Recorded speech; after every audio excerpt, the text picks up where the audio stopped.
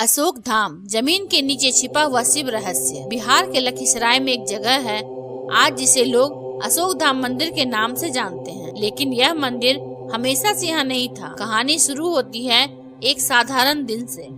स्थानीय लोगों के अनुसार 20वीं सदी के उत्तरार्ध में जब खेत की जुताई हो रही थी, हल किसी कठोर वस्तु से टकराया। पहले लगा बड़ा पत्थर होगा, लेकिन जब मिट्टी हटाई गई तो जो दिखाई दिया वह साधारण पत्थर नहीं था।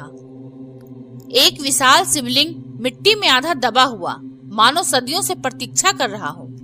गांव में खबर फैल गई, लोग जुटने लगे, दिए जले, घंटियां बजी और वहीं से शुरू हुआ अशोक धाम का पुनर्जन्म। नाम सुनकर लोग पूछते हैं, क्या इसे अशोक महान ने बनवाया था? इतिहासकारों के पास इसका ठोस प्रमाण नहीं है।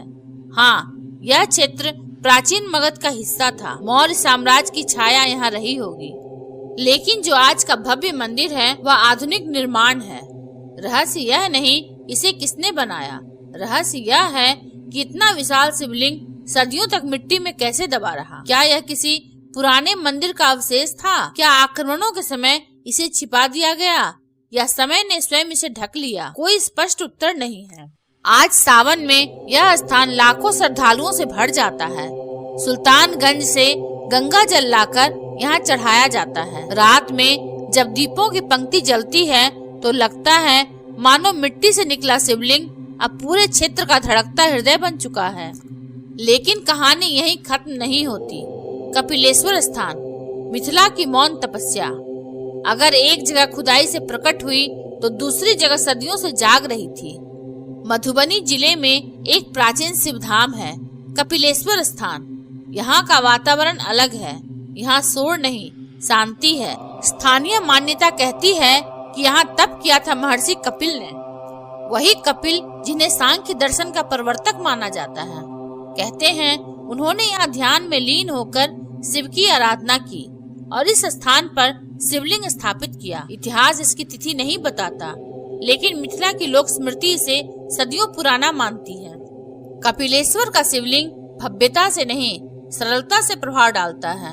यहाँ एक पवित्र सरोवर है। मंदिर परिसर में पुरानी ईंटों और स्थापत्य की झलक मिलती है। सावन और महाशिवरात्रि पर भीड़ उमड़ती है, लेकिन वर्ष के बाकी दिनों में यह स्थान ध्यान का केंद्र बना रहता है। यहाँ कोई स्पष्ट शिलालेख नहीं जो इसकी सटीक आयु बताए, लेकिन मिथिला प्राचीन वैदिक भूमि रही है, जनक वंश का क्षेत्र, दर्शन और विद्या का केंद्र।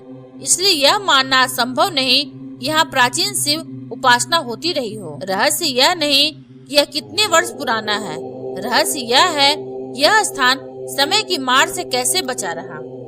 अशोक धाम मिट्टी से निकला, तेजी से प्रसिद्ध हुआ।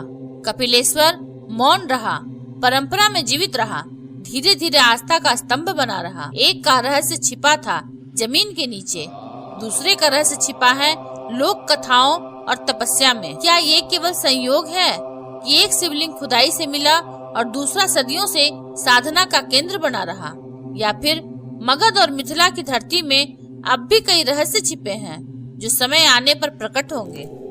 तो यही था शिवधाम का वह रहस्य जहाँ केवल पत्थर नहीं बल्कि आस्था की शक्ति जीवित है, जहाँ हर घंटी की ध्वनि में सदियों की पुकार छिपी है, जहाँ आज भी भोलेनाथ अपने भक्तों की रक्षा करते हैं। लेकिन प्रश्न अब भी वही है, क्या शिवधाम केवल एक स्थान है या फिर वह एक अवस्था है जहाँ पहुँचते ही मन शांत हो जाता है? कहते हैं जिसे महादेव बुलाते हैं वही वहां पहुंच पाता है। शायद आपको भी कोई संकेत मिले, शायद अगली पुकार आपके लिए हो।